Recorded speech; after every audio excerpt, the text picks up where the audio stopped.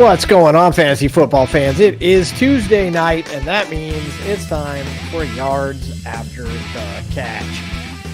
Here we go. We got waiver picks. We got to wrap a bow around week 11. We're going to be talking real waiver ads and ad nots this week. Look, we're not going to give you the BS or some of the other shows give you, or some of the articles give you, and try to blow smoke up your end and tell you that Taylor Heineke is the man this week, or Trevor Simeon's going to win your fantasy week for you. Look, that you ain't going to hear that on this show. I don't know. Roop, there it is. Yeah, you said it right. I'm actually really surprised you made it past the real waiver wire. That was a tough one.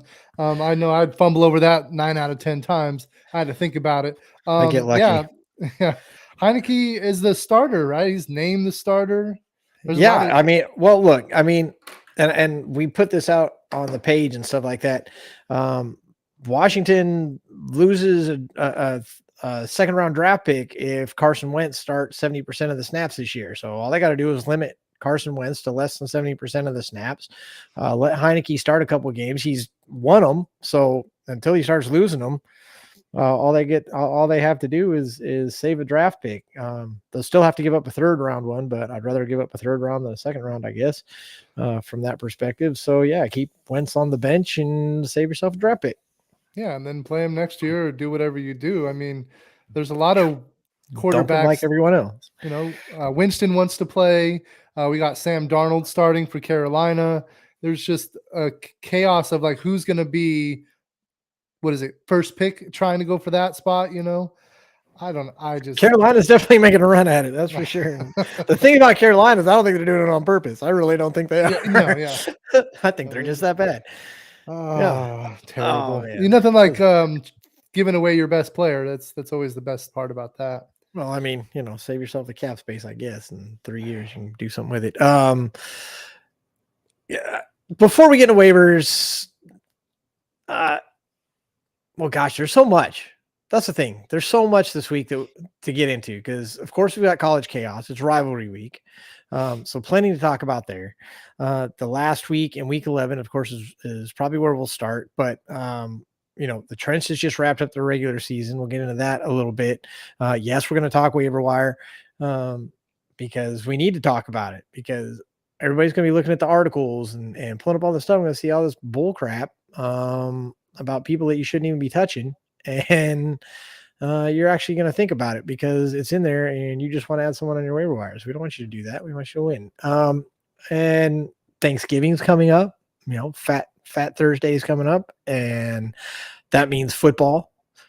So Thanksgiving is my favorite time. I said it last year, that Thanksgiving weekend, I love it. It's nothing but football and food, and it's my favorite football weekend. And what happened last year? All my teams tanked. So I'm standing by. I'm saying it's still my favorite weekend of football.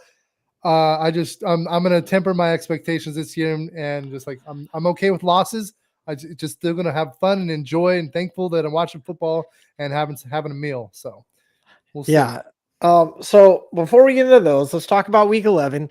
I think for me, the big storyline of week 11 is just how low everybody scored, how bad everybody was. I want to say there might have been one person that actually had over 100 yards. A decent amount, yeah. Yeah, like an actual decent day. Running backs, and that's been the story of the year. That's been the story of the whole year. Running backs, it is not a running back year. This is not your year for running backs. All-purpose yards, stuff like that, maybe. But yeah, your running backs are not killing it this year. No, there's like a small handful of some, and then there's this big group of people that are just all in the middle, and it's hit and miss each week. Like, who's going to start this week? Like thing that happened with Kenyon Drake with 20-something points, 3 points, 20-something points. Like that'll kill your team every single week. So it hurts. I mean, you're sitting there, you're counting on these points. And look, Derrick Henry's got 181. That's good. Nick Chubb's got 172 very sneakily, I think, but that's good. Josh Jacobs, though, a lot of people didn't believe in Josh Jacobs. I was a Josh Jacobs believer, sitting at 160. Eckler's at 161. Probably would like a little more than that. Saquon Barkley. These are standard scores. Let's get into the PPR because I prefer PPR. Makes a big change. It really does, because that puts Eckler at 230. Exactly. So you go from 160 to 230. You got Derrick Henry up at 203. You got McCaffrey at 201. McCaffrey in the top 3. A lot of people said come back here, third. The only other guy over 200 at this point. Yeah. Josh Jacobs still sitting at 194, still not hurting anybody. Nick Chubb round out the top 5 at 187. But look, 230 to 187 from 1 to 5. That's pretty big gap. Saquon Barkley 183 right there. Joe Mixon, because he had that big 6 touchdown week, sitting at 180 at number 7. But then you got like Aaron Jones, Ramondre Stevenson, Tony Pollard sitting there at 163. Pollard just had a monster game too. Monster game, 38 as well, points. Fantastic game. It's like you said, there's 5, you can get 6 backs with Barkley if you want to count Mixon, because he had that big week. That's fine. He is in the 180s, but I mean, you got like 6 backs and everybody else is just kind of there. Dalvin Cook, consistent top 5 guy, definitely top 10, sitting outside at 11. And then it really just kind of nosedives from there, not necessarily point wise, but talent wise, in the sense that you got Leonard Fournette, Jamal Williams. Jamal Williams hasn't even played. That's actually not a talent problem, because Jamal Williams hasn't even played all the games, and he's sitting at number 13. So he's got 10 games. I guess he only missed a game. I thought he missed more than that, but let's see. Alvin Kamara, who missed 2 games, Antonio Gibson, ETN, Damian Pierce, Kenneth Walker. So, I mean, there's guys there you're staying above 100 points all the way to RB 27. So David Montgomery is the last guy to get 100 points. So you can still be over 100 points, but you've only got 3 guys over 200 points right now. But you have to understand, a lot of those, they have a couple people in the backfield. I mean, all the way down to David Montgomery, So when you think, ETN had somebody there as well, and why would you like you're looking at all these backs, like you could start picking up backups. Like if this is what it was going to be like, I would have went wide receiver heavy for sure, but everybody just kind of struck out this year. Well, and that was my next point. So you've got Eckler at 230. The next guy is Derrick Henry at 203. Well, let's go over to the wide receiver side of the house. There's 4 wide receivers above 203 right now. And Cooper Kupp's sitting at 201, and he's not even playing anymore. And then it drops down to 174 for Waddle. And we know Waddle's had big games, and he's still only at 174. But look, Cooper Kupp, who's now out, is 201. But Justin Jefferson, 215. Devontae Adams, 216. Tyreek Hill, 222. And Stephon Diggs is sitting at 227. He didn't do great for you this week, but every other week he's doing just fine for you. Diggs will be going off this week. Go ahead and keep Diggs there. Hashtag put him in. I'm just saying, write that down. But Christian Kirk's in the top 10. Amari Cooper's in the top 10. AJ Brown is actually sitting at 8. Little surprising he's that low. CeeDee Lamb at 7. And then, like I said, you got Waddle and Tyreek Hill in the top 6. I mean, that's kind of nice if you're a Miami fan. That's one of those teams that, like, can they make it to the championship? I don't think they'll make it to the Super Bowl, but we'll get into those picks here in a couple weeks after fantasy's over and start picking our Super Bowls. And but I have a good feeling of who I'll take. Yeah. Jamar Chase still sitting at 14. Only played 7 games. So if your receiver is below Jamar Chase right now, you might not be happy. We're talking about Amon-Ra St. Brown, Ayuk, Higgins, Pittman Jr. Both Samuels are there. Mike Evans is there. What the hell? And then you've got a bunch of second tier guys. Aside from Juju Smith-Schuster, DJ Moore is also in there. I think I saw something on Red Zone that said it's been kind of a down year for fantasy points wise, or maybe touchdowns. It's got to be, except for a few of those guys. There's those top 5 guys. But other than that, usual suspects at tight end, Kelsey and Andrews. Andrews, of course, missed a game, but look at it. Look, Kelsey's numbers are ridiculous. Kelsey's got 223 fantasy points. Mark Andrews, number 2, where he should be at 133. It's 90-point difference. 90-point difference between Kelsey and Andrews. Hawkinson after that, another 15 points back. So, I mean, tight ends, like I said, stream them. Stream like it's away. Kelsey or bust, basically, you know? Yeah, really. No, I mean, 100%.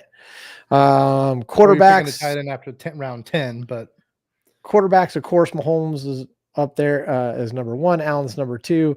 And Jalen Hurts is number 3. No real big surprise there. Number 4. Any guesses?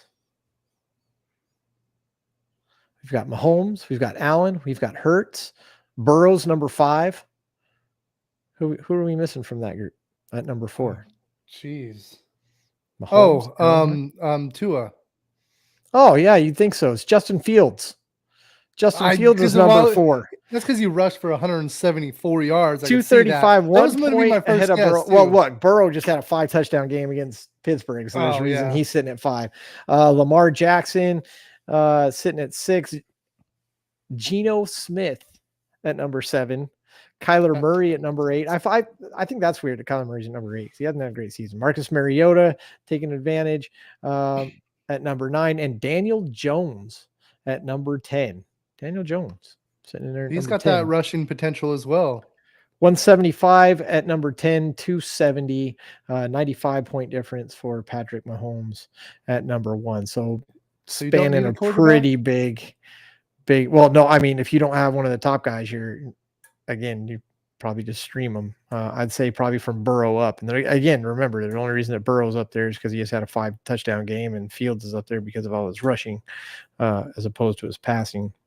You think Fields is going to slow down a little bit because his shoulder's a little hurt? May not. I mean, he's going to have to. He's got to have to, right? I mean, you can't take the hits. I don't know. Be afraid to Mahomes, but literally, Mahomes has doubled up Fields' passing yards. Like literally, doubled up his passing yards. 3,265 for Mahomes, 1,642 for Fields.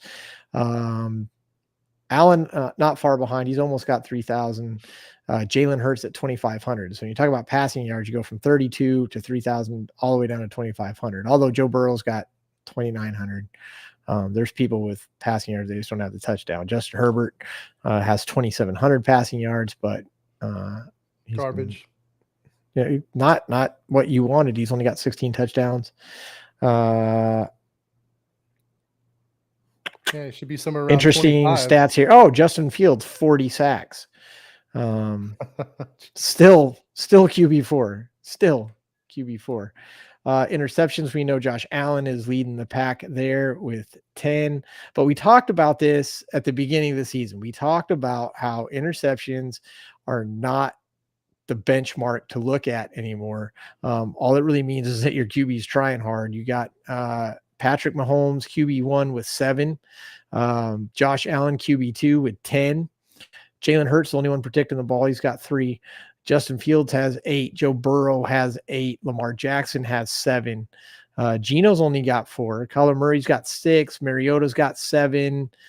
Daniel Jones only has 4. Herbert's got 7. All these guys got 7. Everybody got 7, 7, 6, 7. You know 8. What's funny though is you can't, like you said, you can't base it off of interceptions because Ben Roethlisberger said a few years back, like, listen, of course I threw a couple interceptions. I threw it 56 times or whatever it was. If you throw, if this quarterback that's basically just throwing 20, 25 times a game, you're probably going to have less interceptions. You're throwing 50 plus, you're going to miss one once in a while. Yeah, you kind of want to look at that percentage rate, right? Mahomes, 400 passing attempts. Allen's got 368 passing attempts. Jalen Hurts with 290. So big drop-offs there. Again, Jalen Hurts still doing the best at protecting the ball. He has the second highest percentage. I'm looking at Joe Burrow with the first. Highest overall that I see here is Geno Smith, 72.8. I don't see anybody else. Geno's a lot better than what you thought. Tua's at 71. But of course he missed all those games, and that's where he's still over 2,200 yards, still has 600 more yards than Fields does. If Fields could just get a wide receiver that is his go-to, get himself a Justin Jefferson or something, I think that offense would be way different. I'll tell you something else that'll surprise you. Number hold on. Number 1 in touchdowns, obviously Patrick Mahomes. Number 2, Joe Burrow just had that 5 touchdown. Number 3, Josh Allen. Then we go down the list. I'm not going to tell you who number 4 is yet. Number 5 is Tua Tagovailoa. Number 4 in touchdowns. Who do you think it is? Do you know? Aaron Rodgers. How? That doesn't make any sense. Thank you. I was swinging for the You're fence. not going to get it. Exactly. You're not going to get it. 7 interceptions, 21. He's got 2,500 yards. Look, if you look at his numbers, he's QB 12. What are you getting? You got 171 fantasy points, which from Mariota to him, they're all in the 170s. And don't get me wrong, 12's like nothing to be happy about, but if you're in a 12-team league, should be on your roster. He should be starting, technically. And there you go. Kirk Cousins is only 14. Tua is only 15. So, and Kirk Cousins is normally your 20 to 25 point guy. He doesn't really throw much higher than that quite often. Once in a while, he gets in the teens, but he's just that safer floor. Ceiling is they're touching. They're about the same. Kind of like yeah. Like Kirk Cousins is doing. I would think Tua would be bigger if he hadn't missed those games. So I mean, of course, level that off. But your GOAT is sitting at 18, and the guy he has. Do you remember a minute ago who I said was the number? I said number 1 wide receiver was Stephon Diggs. Number 2 was Tyreek Hill. Do you remember who I said was number 3? Jefferson. I said it fast. No, Jefferson. Jefferson. No. No, I don't. Devontae Adams. Devontae Adams number 3. He just also makes sense. Game, yeah, huge games. He's booming. Jefferson was 4. Derek Carr is QB 17. How does that work? How's Devontae? That's where Devontae Adams probably has the biggest share of targets out of anybody besides probably Hopkins. Hopkins has the biggest share since he came back after the suspension. So 112 targets, number 1 by 6, it looks like. Devontae Adams, 112 targets. Tyreek Hill, number 2 in targets at 106. Jefferson, 105. And Diggs, 104. Those are your 4 top receivers. They are getting the most targets. But yeah, Devontae Adams definitely getting the lion's share over there. And that's enough to put him at 3, even though his quarterback is only 17. That's my quarterback. So there you go. So, I guess we're kind of wrapping up the whole season through week 11 with that point, but week 11. So we go into week 12, and of course we got to talk about Turkey Day. We got to talk about waiver ads and don't ads, but we got games coming up, and we've got some buys. I don't actually have the schedule in front of me. Let me pull this up here. Who's on bye this week? Is anybody on bye this week? I feel like Thanksgiving weekend, everybody should be playing. Everybody plays? You might be right. I don't know. No, there is somebody on bye. Is there someone on bye? I don't know who it is. Probably somebody on my team that's really important. Hold on, let me check. Probably is, but I don't see who it is off the top. I don't care. Either do you. You don't care who's on bye because it's clearly not anybody important.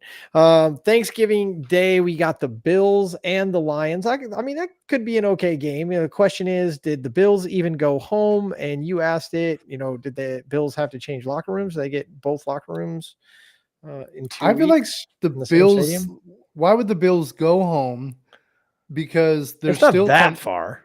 It's not, but you're still going to you're going to go back home and just shovel snow and then try to get back to work. No, you got to be indoors somewhere. I feel like it would have been probably better to stay, maybe see if you can just kind of take over the locker room. Well, you got to practice, I guess. Right. And so where are you going to practice? Because Detroit's got, they've got their own practice field. They got their little practice stadium there, but that's for Detroit. So I guess the Bills would have to go home just so they could practice. Yeah. It's not a far little drive or flight, however you want to do it, but not what I'd want to do. It would be kind of fun to sit there and say, we're already settled into the home locker room, so you guys have to take the visitors. Yeah. And I don't even know if they broke any tables or not, but we'll see We'll see some pictures, I'm sure, but these stadiums are so big and stuff. You'd think they'd have like a spare locker, like you have a spare bedroom in your house. I don't know if you do personally, but people have a spare bedroom in your house. When you're building a multi-billion-dollar stadium, why not build a spare locker room just in case something like this happens? I don't know. Doesn't have to be like a fully functioning, super awesome locker room, but it's somewhere to stash a team in case something like this happens. Yeah, a little extra, maybe little bunk beds or something in case someone needs to take a little nap because they're getting tired. But maybe it's only got like 90-inch screen instead of like 105-inch screen or something. Yeah, and projectors and or 10 screens put together. Yeah. So get the budget version. But Bills and Lions, I know the Lions are at home. I get it. The Bills have not been playing very great, but I mean, you kind of have to take the Bills on this one, I think. I'm still going to take the Bills. I'm not going to go against Josh Allen. The Lions look great, though. They're doing great things over there. They're 4-6. I don't think a lot of people expect that happens. St. Brown is having, Williams might be back this week, which would be a huge boost. I'm not saying the Lions couldn't win this game. That's any given Sunday and all that. I'm just saying I'm probably not betting against the Bills in this one. Yeah, so I'm pretty sure we're both taking the Bills on this one. Yeah, I think I'm actually going to have to take a break from cooking to just watch this game, like maybe burn something. I'm sure 12:30 Eastern start time, so that's 11:30 for you. 9:30 over there on the West Coast. West Coasters, they get over on football. They get football all day long, and they don't have to like the East Coast people. When I lived on the East Coast, I did not like the late games because, man, sometimes you're up till midnight. You're till 10, 11, midnight. Yeah, don't let it go into overtime. Jesus. Yeah. Giants at Cowboys. Cowboys are on a tear right now. The Giants having a great season, coming off a loss. Division match on Thanksgiving. I imagine that's the one they'll probably do the tribute to Madden during. I'll take Giants Cowboys all day. This is going to be a great game. I think it could be more defensive than what people hope. What I want is like 48-53. That's what I want. Not just for fantasy points, just for the excitement. Unfortunately, those defenses are pretty decent. They're playing well right now. Yeah. So, I mean, you're hoping for Barkley Pollard, and you're probably not going to get a lot of either, maybe. Yeah. And Dak and CD, and it just, I feel like it's going to be like 17-20, I feel like Daniel Jones, QB 10. Yeah. Who's going to score? Barkley's going to get one and Daniel's going to rush one in, or somebody else is going to snipe one that you haven't heard of, some rookie or Gallup might get something for you. I don't know. Hey, I might put that on DraftKings. Okay. Then. Who's getting the turkey? And for the last game, it's not a bad last game because you're already tired. You're already spent. You've had a great day. You might be a couple of sheets to the wind at that point, depending on what you're drinking on. You got the Patriots at the Vikings. This should be a snore fest. Maybe the Patriots have fantastic defense, so I don't expect a lot of offense out of the Vikings. And it's the Patriots. They have an offense. It does exist. They've won some games. Didn't both these teams only score 3 points in the first half of this past something week? Yeah, something like that. Terrible. It came down to a punt return for the Patriots on the final play of the game. And I love looking at the Jets coach face as this happens. Like, really, did that just happen? And then the Vikings just got absolutely humiliated by the Cowboys. I'm taking I don't think it's going to be great. I'll take the Vikings at home in this one. The last one, I'm taking the Cowboys at home as well because they're at home. So I'm going Bills, Cowboys, Vikings. I think most people are. That is what the lines are set at. Yeah, that's what I would be taking too. I mean, normally you get an upset here and there. I mean, Patriots could probably pull off a defensive, dominance, but I still think the Vikings could pull it off a little bit. They just got to New England's got to say, hey, Justin Jefferson is their guy. Swallow him up and make him go somewhere else. So, and that's going to be hard for them to do. Yeah, Jefferson's honestly beast. He's really crisp. Is. So, yeah, I'm same with you on the picks. We're lined up so far. Yeah. We'll get into some of the other ones, but let's talk about some waivers real quick because we need to. Okay. You kind of said it before we came on, like the waiver pool is not deep this week. There's not a lot of room in the pool. It's been slim for a few weeks, and once in a while, we talked about Treylon Burks a little bit, and I'm like, maybe he can come through, but he's also not in a great offense.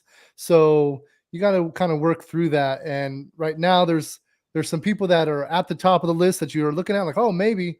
You got to temper the expectations. It's late in the season. All the teams are kind of set. Unless there's a major upset of like, when you lose Cup, who's the next man up? You thought it was Van Jefferson. Van Jefferson didn't show up. So he did not. And a lot of people like were diving for points, him. something like that. Yeah. And there's a few this week that'll be the same way. Yeah. And the thing is like, we got secrets. Yeah. You see a lot of people talking about Taylor Heineke.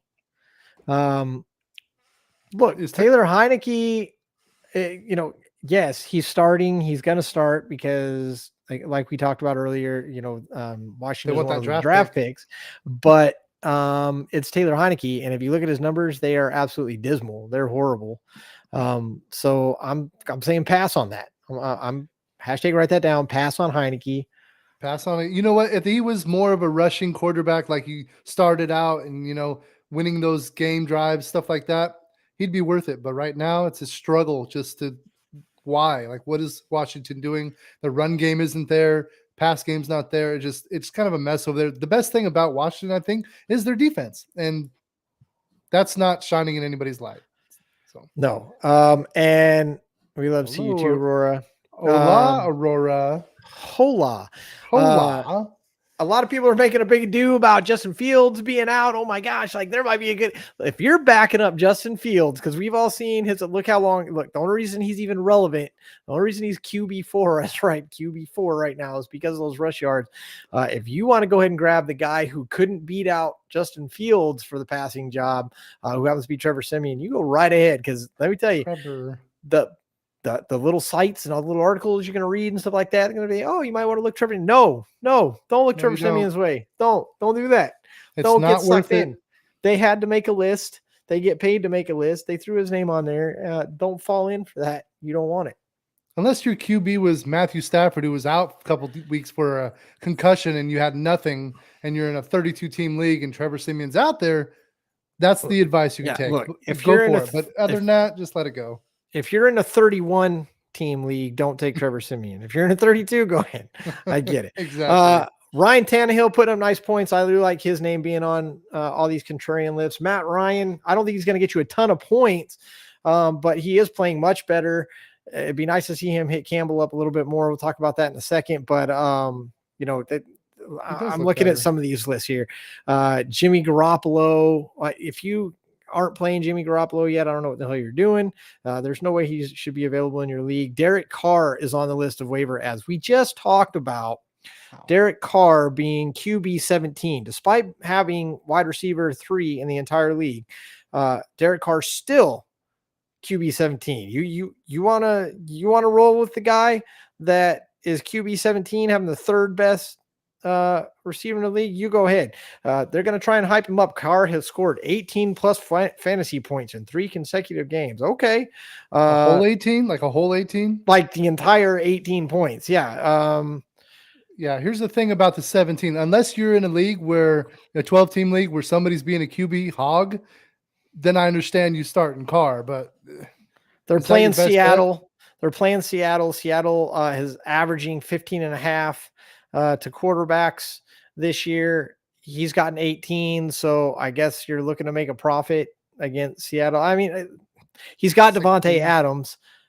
Devontae Adams is number 3 in the league, plus, and he's still QB 17. So I mean, do what you want. You want to take a shot on Carr? I'm not going to tell you not to. I'm just going to tell you to leave Heineke alone. I'm going to tell you to leave Trevor Siemian alone. I'm okay. I'm okay with Carr. I'm happier with Ryan. And I love Tannehill. Tannehill, 19 points back-to-back. Okay, again, not huge, but he's got Treylon Burks back, who we're definitely going to talk about. Treylon Burks put up 15 points last week. And, I like Treylon Burks helping Tannehill out. Tannehill is actually somebody I went after last week. but didn't get. Oh, okay. Well, we did talk about Treylon Burks, and he's finally back. I'm still worried and sketchy about him. He is the guy there, is what it looks like. So let's keep going and rolling with that. But like the tight end Greg Dulcich in Denver, I was like, okay, 2 weeks in a row, 12 points, 11 points, 12 points. I was like, yeah, I'm putting him in my lineup, 2 points. So stay away from my lineups. Avoid my lineups. But just got to pick them better. Like sometimes they look good and all of a sudden it's a great juicy matchup and then all of a sudden they fall down. So don't take this one game by Treylon Burks on where Tannehill's just tossing him the rock. You got to temper the expectation. Just because somebody goes off 1 week, don't worry about that. Maybe week 1 you can get excited because this is their guy. But this late in the season, even though Treylon Burks only had a couple games, just know what the offense of Tennessee is, know what the quarterbacks are, then you'll figure it out. Yeah. So we go to running backs. Look, the running backs are gone. So you're trying to find somebody who might. So everybody's telling you to go Rachaad White. People have been telling you Rachaad White for a couple of weeks. So despite the fact they say he's out there in like 30% of he's only been rostered in like 35% of leagues or better. Rachaad White's probably not out there. If he is, understand he's going to split with Fournette. He's going to split with Fournette. Fournette, coming off a hip injury, he's feeling better.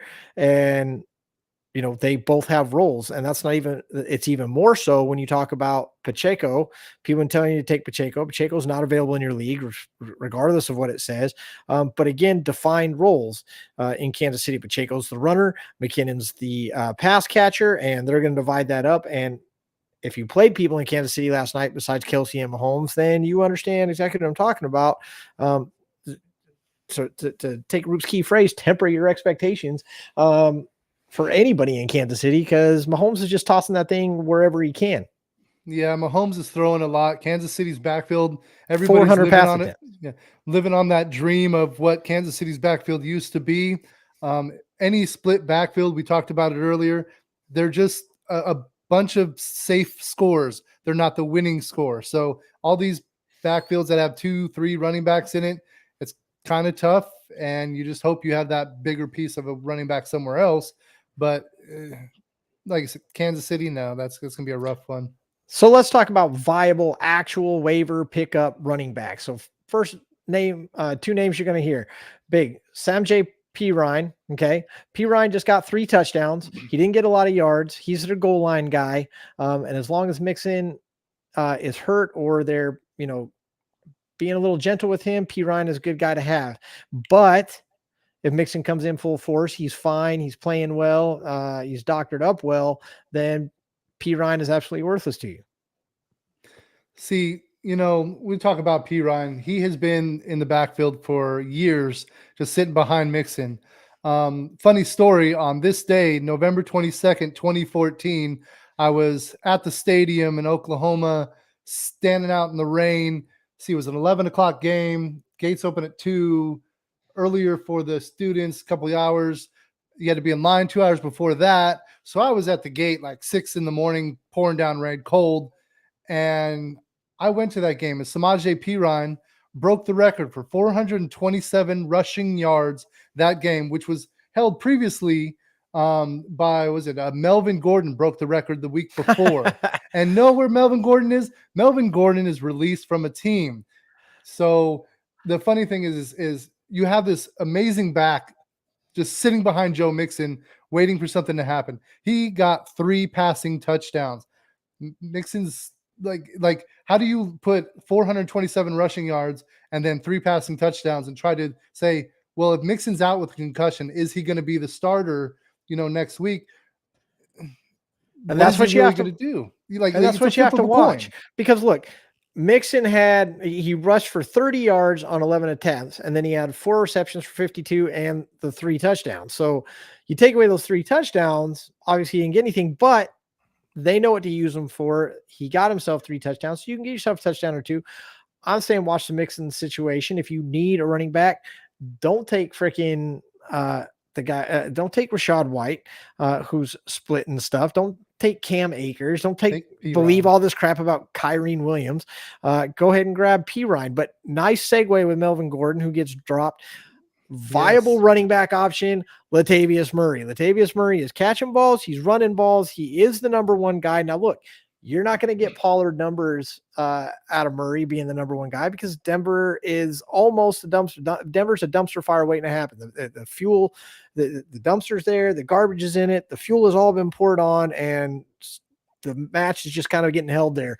They are almost there to be in a dumpster fire, but Latavius Murray can actually get you something. He is your viable running back waiver wire add this week. Absolutely. I've had him on my roster just waiting and waiting and waiting. I'm like, they don't want to give it to Melvin Gordon. Melvin Gordon fumbled his way out of a job. It sucks because he had that spark, but as these players turn 29, 30, and they're running against these fresh, young, built 300-pound guys. It hurts when you get older. Things just hurt more. So, of course, he's going to fumble more, and you're going to give it to somebody else, maybe a little bit bigger, a little bit stronger. Latavius Murray is the guy right now. He looks like he's going to lead that backfield. He is already in my starting lineup in our league. Go ahead, you can look right now. He's already there. You can trade him too. Yeah. Just get the guy in your lineup. He's got a nice matchup this week, and he doesn't have Melvin Gordon taking rushes and passes from him. So right now, as of on paper, everything looks great this week. We'll talk about it more later, but right now, get him in your lineup. Try what you can. If you're in a win now situation and your running backs are piss poor, jump on that train. Yeah, Latavius Murray, actual one you can listen to. Wide receivers, there's some options out there if you're in the right league. Look, first of all, let's talk about Christian Watson. All right. First of all, Christian Watson's not available in your league because everybody snatched him up. And they were damn happy that they did because he 100% paid off another 2 touchdowns there. They got the Titans, though. Titans have a fantastic pass defense, and you don't know what the hell Green Bay is going to do. First of all, first it was Lazard come out the gate, and then Dalbs was doing awesome for a while, and now it's Christian Watson. So, maybe he has another week in him. I don't know, against Tennessee's defense, they're doing really well. But all the sites are going to tell you, you got to pick him up. You got to get Watson. You got to get him right now. I mean, I'm just telling you're rolling the dice. I'm not telling you not to get him. He obviously paid off. How long is it going to pay off? If you got the room, Listen, everybody went out and get Watson. They're like, oh, well, maybe that was his good game. And then what did he do? He went off. Where was Watson? He was on everybody's bench. I checked several of my leagues who picked him up. He was sitting on the bench. What are those people going to do this week? They're going to slide him into that starting spot, and he's going to get like 8 points or 12. I don't know. I got to write that down. But, I'm just saying, like, I still think he's going to be the guy. But you have to remember, this guy also dropped some passes too. So maybe he's got that confidence, but he's dropped a touch. He didn't drop a big touchdown a couple weeks back. I mean, these are the things. These are the things. Don't. It's too late. You missed your shot. Leave him on the bench. There are a couple of people that are like, well, let's talk about the people I don't like again. Last night we saw in Kansas City. Everybody thought Tony was going to be the man. I did too. He got hurt. I'm not putting too much on that. Scantling doesn't step up. Sky Moore has a great game. So now people are going to tell you, go get Sky Moore, go grab Sky Moore. You got to have Sky Moore on your roster. He's part of that Kansas City offense, blah, blah, blah. Look, if it's not Mahomes or freaking Travis Kelce, you don't need a Kansas City player on your offense. You are in super need of somebody and you can get a hold of Pacheco, go ahead. But everybody else, leave them alone. Leave those receivers alone because Mahomes is not targeting somebody. Mahomes is not trying to make somebody the next Tyreek Hill. Mahomes has 400 pass attempts to whoever's open. He's playing street ball, and he doesn't have a favorite. So don't waste your time with Sky Moore because Sky Moore had, 67 yards last night? Yeah, 67 yards last night. First of all, who cares? The 67 yards. Secondly, he's probably not going to do it again. Who knows who the receiver is going to be next week? It's going to check the shadow report. That's what you need to do in Kansas City. Yeah, Mahomes' first look is Kelce. Second look, Kelce.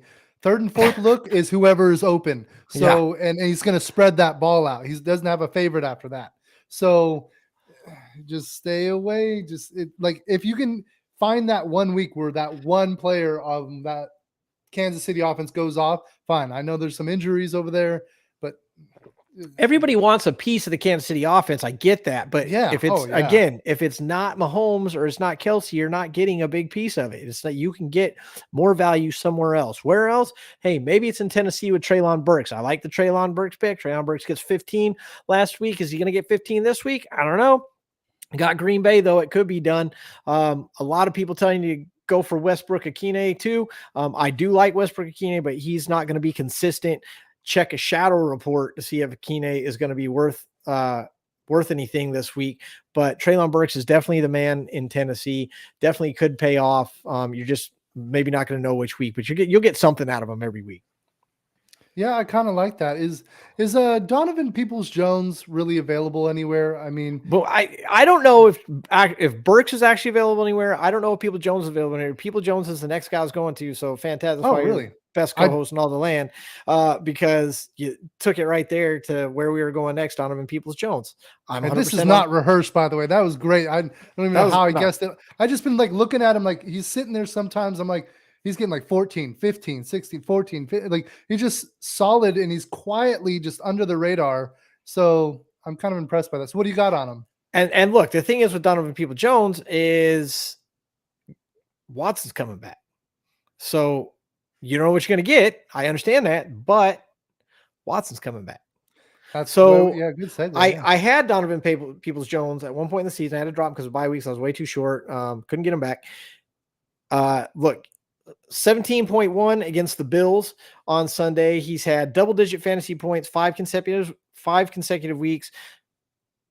Temper that a little bit. Go back and see what double digits is, because technically 10 is a double-digit number, right? So see what those double digits are. Okay, so that's why they do that to you. But he's got 30 targets. He's got Watson coming back. I think Donovan Peoples-Jones is a viable option if you got the space.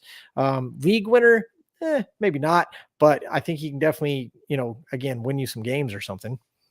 Yeah, and I think there's that, I don't know, is he a rookie? David Bell. He's over there too. He's kind of quietly had a decent game for the Browns, but like you said, Watson's coming back. That's a big thing. This is the week to do it. I have if you haven't already. I don't see, like you said, I don't know if he's really available anywhere. Yeah, he's really well. He is in some of the smaller leagues. Unfortunately, 4 or 5 years ago, I put a cap on 3 quarterbacks in the league, so nobody was just kind of keeping it competitive and making sure no one's going to be the QB hog. And now I wish I didn't do that, because now I want that, because I could drop somebody, just bring them on right now, and I can't do it. But luckily nobody's watching right now. I'm giving you away what I'm wanting, and I can't do it because I have 3 other good QBs. So also in the wide receiver department, Darius Slayton. I like Darius Slayton. I picked him up. I've had him a couple of weeks. He did well for me this week. Wan'Dale Robinson has a torn ACL right now. We know nobody else is there to catch the ball, which is good for Daniel Jones. That's why a lot of people recommend Daniel Jones. That's why Daniel Jones is a top 10 quarterback right now, because there's nobody else there to catch the ball. So he has to run it a lot. But Darius Slayton, I like him. I'd pick him up if I hadn't already, because I did. He scored, again, double-digit points in 4 consecutive games and double-digit targets finally last week against the Lions. So check a shadow report, but there's no one else to catch the ball there except Saquon. Yeah, isn't there like a Goddard or somebody, or Godwin or somebody else that's injured back there? I mean, just Giants everybody's injured. So Daniel Jones is running for his life, hopefully not tripping. And sorry, Daniel, that's the last time, I swear. But I want you to do great, except all your wide receivers keep getting hurt, and it's not like you're leaving them out to dry. So it's Saquon and Daniel Jones, and I mean, that's probably why we're not picking them for the win this week. But Paris Campbell out there in some places against the Steelers. That's the thing, Ryan. That's why I don't mind Ryan this week, because he's against the Steelers. I don't mind Paris Campbell as well, again, because he's against the Steelers.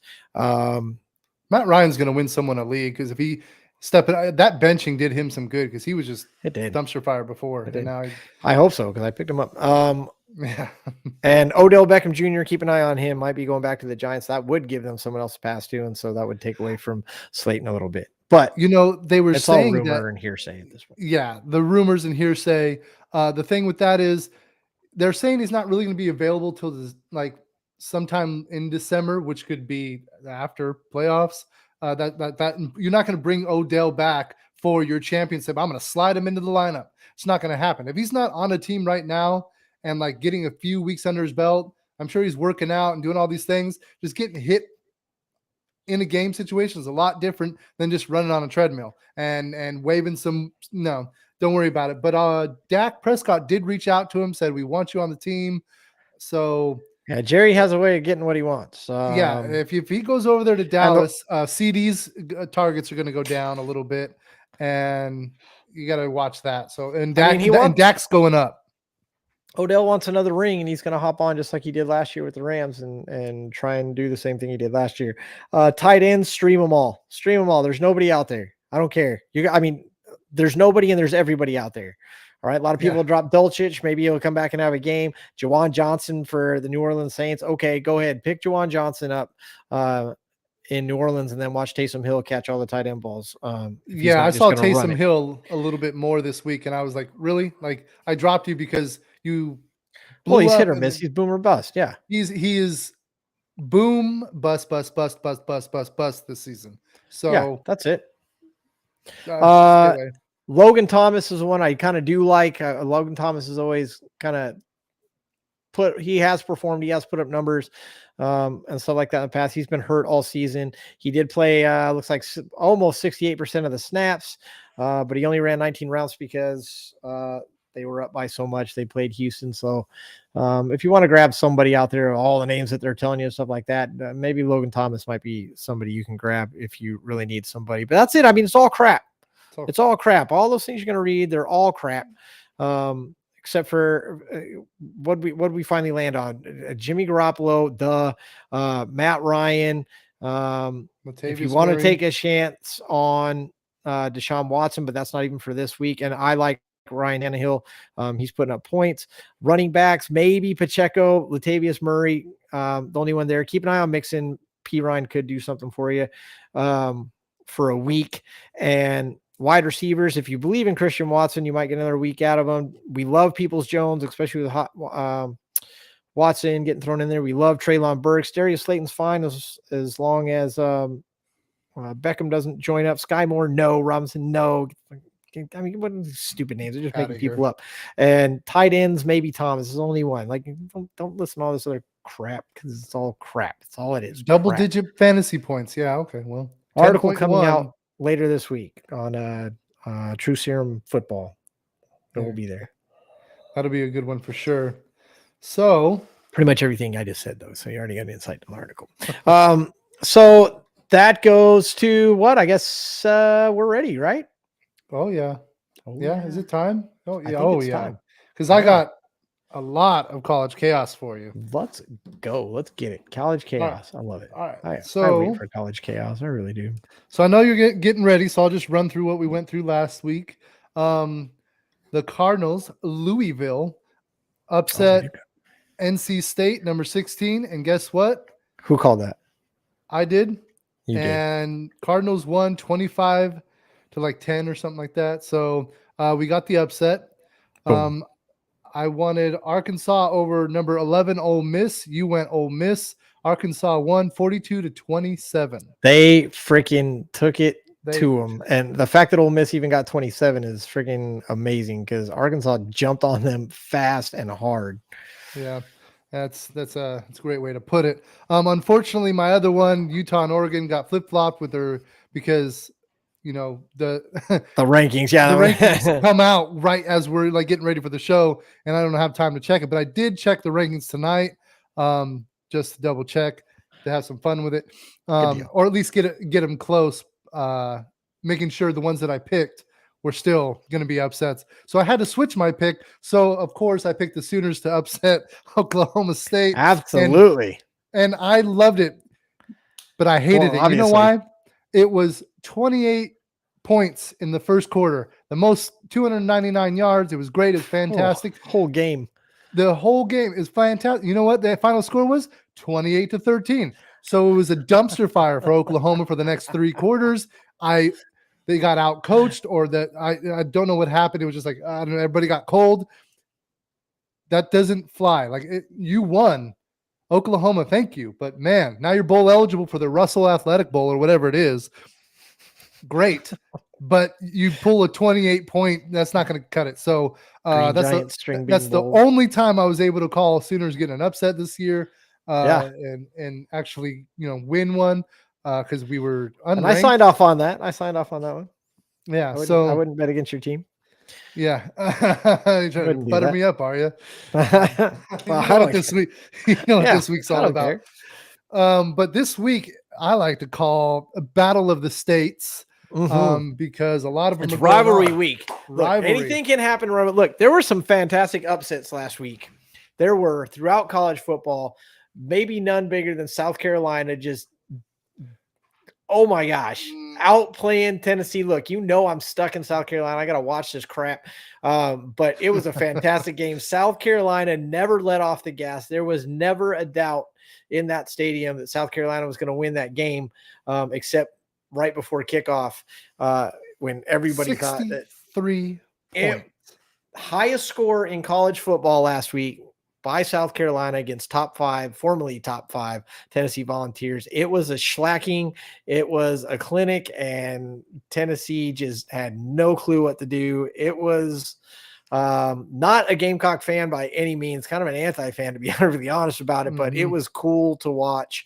I think, being in America where we root for the underdog, I think anybody that wasn't a Tennessee fan probably enjoyed that game. It was fantastic. Yeah, and poor Tennessee season's basically, you would think, over. Hendon Hooker out for the rest of the season. I mean, I'm surprised they didn't fall farther, because when you lose your number 1 guy and you're a top 5 team, the guy that's carrying the team, it's kind of game over after that. Yeah, and that goes for most teams that are offensive heavy. Same thing for like USC. If USC loses Williams, USC's gone. Well, I mean, and Georgia, it's too bad, honestly. It really is too bad to see a talent like that. Tennessee's been waiting a long time because they've had talent for a long time. They just haven't been able to put it together, and they were finally putting it together. And South Carolina just freaking took it to them, which would have been one thing, but then to lose the Hooker QB at the same time like that's unnecessary.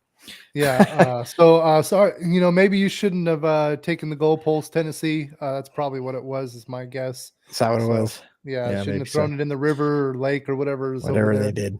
Yeah. So I got several for you. You're gonna love them. Washington State upsets number 17 Washington. I know it's updated. I'm a Cougar. I'm a Cougar for life. I'm there. I'm on that. I'm rooting for the Cougars every time in the Apple Cup. Go Cougs. Huck the Fuskies. Here we go. Let's go. I knew you would love that one. Like I said, Battle of the States. We got Kansas going to beat number 15 Kansas State. Might be a different number now. I don't have it, but Kansas coming back. I'm on board. Let's go. I mean, this is rivalry week. I'm about it. Anybody. Yeah. Florida upset number 19 Florida State. Yes, I was going to bring that one up. I was going to take that one as well, so I was already on top of that one. We are 3 for 3. Then that defensive powerhouse Oregon State number 23 is going to upset number 12 Oregon. Let's do it. Let's do it. Oh, this is too good. I am in. I love rivalry. I can watch it.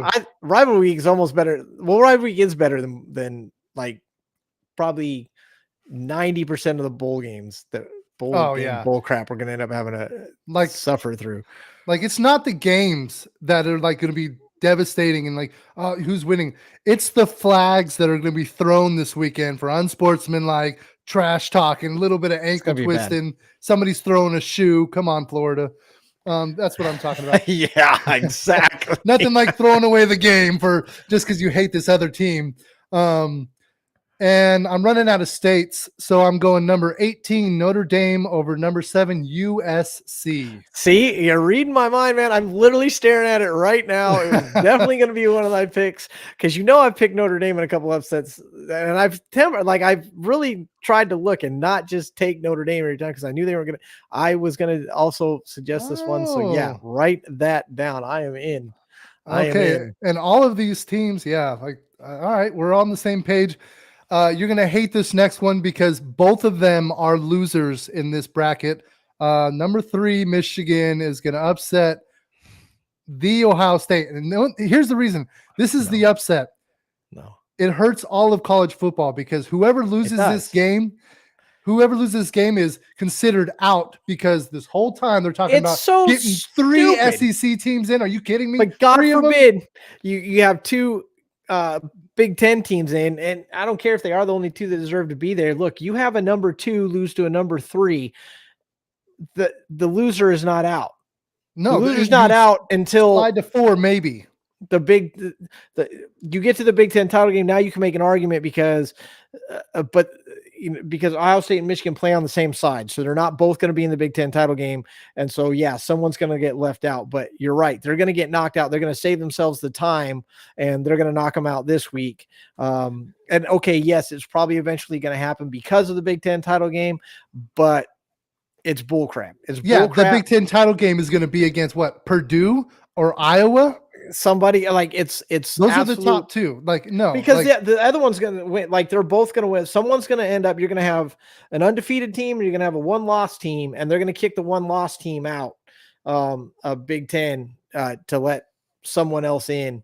And I don't like it. I'm not saying the other teams aren't worthy. It's just any other situation. If a number 2 loses to a number 3, they're not going to get knocked out of the top 4 until now. Until now. And, Ohio State has the better offense. Michigan has the better defense. But the thing is if you're looking at the rankings, they're moving LSU up to 5, Alabama at 7. They're just begging to get a 2-loss team, SEC team, in the playoffs. And can't knock a 1-loss. Stand it. I hate it. They're going to knock a 1-loss Big Ten team out who was in the top 3 to try and get one of these SEC teams. It's absolutely bullcrap. And then you've still got, let's say USC doesn't lose. Let's say TCU doesn't lose. Those guys deserve to be there more than Alabama does, more than, I don't know, LSU. If LSU can win the title game, then sure. But if LSU doesn't win the title game, yeah, they're out. Obviously, they're a 3-loss team, but they're a 2-loss beating Georgia. So then you're going to put Georgia at what, 4 and LSU at 3? It's not going to make any sense. But you'll still take the 1-loss top 3 Big Ten team and you'll knock them out. Yeah, it's absolute bullcrap. And then USC. I don't like it. Why is LSU in front of USC? That doesn't make any sense to me. None. I know you have a great schedule. I get it. You're SEC. Everybody's on the riding that train. Or excuse me, the people that are voting for this, and I can't stand it. I hate the fact that Oklahoma's going to the SEC because they're so biased, and it'll be great for us if we're good in several years. But this is not how I want to get in. Like, they don't belong where they're at, and other people have 1 loss. Sure, you got garbage schedules like Clemson's like just walking through everybody. I get it, but you still only got 1 loss, and TCU sitting at 4. Michigan, Ohio State, 10-0. Why one of them loses still should be top 4. LSU is not moving after this week. It should not happen. No, I agree. I agree with you wholeheartedly. Look, everybody. What I'm saying is that matchup between Ohio State and Michigan, they're both losing this one because it's Big Ten's going to lose that. I'm a big, obviously, diehard Ohio State fan, but you also know that I'm not one of these guys that's just completely outside the box. I know Michigan could win this game. We have holes on defense. I don't think CJ Stroud is as good as everybody says he is, and I think people are starting to realize that. He's definitely slipped in the Heisman race. We do have the best wide receiver core in all of college football. That's undisputed. You cannot argue that. And I think they make Stroud look good. And Stroud's not horrible. I mean Stroud's absolutely fantastic. He's just not as good as everybody tried to make him out to be. And so they definitely could win this game, but it's the game. Ohio State steps up. They win this game. And maybe it comes down to the wire, but I've obviously taken Ohio State. I would never bet against them anyway. Right. But if Ohio State can stop Michigan's running back, Yeah, it's going to be. That guy's a beast. And that's every year. Every year, it's always Michigan's running back versus our, wide receiver, second level and stuff. And then who's going to score the most points. So it's not going to be as good as a game as last year in the snow. It's going to be a balmy 48 degrees. So it's just going to be your basic, Ohio weather. I am going to take Oregon State over Oregon. 21 Oregon State over Oregon. I'm doing that with you. The only one you said off. All the other ones. Yeah, the only one is that crazy one that you just said. And I'm doing it for the fun of it, but I still think Ohio like State, I said, it could happen, but I'm not going to pick on Tennessee. I think Vandy beats. But I'm not going to do that because I think Tennessee's devastated. They lost Hooker. I think they lose this game as well. But you don't have to write that one down. I think respect. Yeah, exactly. I think you really nailed it. I'm kind of looking here. Yeah, I think you got it. I think there's going to be a lot of other upsets throughout rivalries and stuff, just not the ranked ones. And there might be a game. Did I say Auburn over Alabama? If I didn't, I meant to. I'm taking Auburn over Alabama. 100%. Auburn over. Really? Yeah, Alabama's hurting so bad right now. And I think they try too hard, and I think Auburn wins. You know what? It's in Alabama, right? It is. So maybe I shouldn't have took that. You're right. No, you know what? I'm going to jump on board. I don't know what time that game is. Let's go rivalry week. I'm going to go Auburn 3:30. Also, just so Alabama can't sneak into the playoffs. I need Alabama to lose. So, which is how Alabama is absolutely going to win that game. Watch the reffing because it will happen. Oh, yeah. Don't give me fucking. Alabama's a lock to win that game. I promise you that for that reason. Watch the refs. I want yes. So what you're saying is the refs are going to win the Alabama game. 100%. Yeah, of course. I agree. That's what I'm saying. I'm saying the refs are going to win it. I've already seen it happen this year. So yes. Yeah. Those are the ones I like. Yeah, you covered them, bud. Yeah. Boom. Got it. We're there. Ding, ding, cheers. Ding. Thanksgiving. Cheers, indeed. Thanksgiving. Happy football day. Happy fat day. Eat food. Carb heavy day. Look, enjoy your Thanksgiving. Have a great time. Oh, trenches playoffs started just a few hours ago. We are in the playoffs. That means in a 1 week, 2 teams are going home.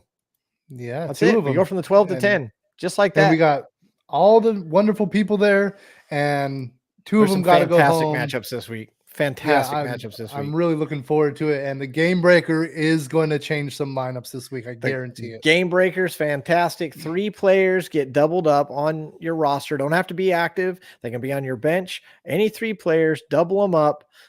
You won't know who your opponent doubled up, and they just add to your score. It's just free points.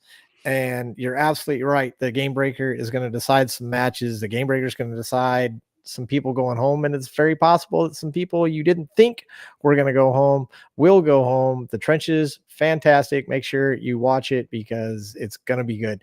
New episode, this week's episode should be coming out on Thursday, so stay tuned. Yes, I agree. And Aurora says that's why she doesn't like Alabama. You're right. I think a game breaker should be how many flags does Alabama get and stuff like that. And we should mix that in one year somehow. A game breaker has something to do with an Alabama game. We could do a game breaker where all former Alabama players get 0 points. I love that. Absolutely. You know what? and Michigan players too. Michigan players get 0 points. Yeah. Anybody who got upset each week, those players. Anybody that beat Oklahoma that year or the previous year, all those players get 0 points. Yeah, we can do the whole thing. Let's go. Appreciate you guys joining us. If you join us, even if you're just watching the recording and didn't catch us live, we appreciate all the support. Appreciate all the love that you guys give. And, hopefully we're giving it back. Stay tuned. New things coming on through Armchair Athletics, yards after the catch, a part of that whole program there. It's going to be a fantastic couple of weeks. The offseason is going to be amazing. And don't forget to catch the trenches. Roop, there it is. What do you got for us going into rivalry week and Thanksgiving weekend? Rivalry week, Thanksgiving week, football week, food week, Black Friday, tons of college games. Yeah. Go shopping, spend money, spend time with family, give thanks. take time to just like wind down and relax a little bit. It's just enjoy yourself. This is a fun weekend. Most importantly, be safe. Like, don't be one of the statistics. Let's be safe this weekend. Drive safe. If there's weather, watch out. Like, just relax, slow down. The food will still be there. Trust me, it'll still be on the table. Growing mold. You'll make it in time. It's okay. Have fun with family, friends, watch football, eat, nap. I don't care how old you are. Take a nap this weekend. It feels good. But we love you guys. Football. Thank you, everybody, for showing up. Chris takes us home, baby. I'm thankful for my family. I'm thankful for Roop. There it is. I'm thankful for football, and I'm thankful for you guys. Have a great week. Be safe. We'll see you guys next time. Happy footballing, everybody.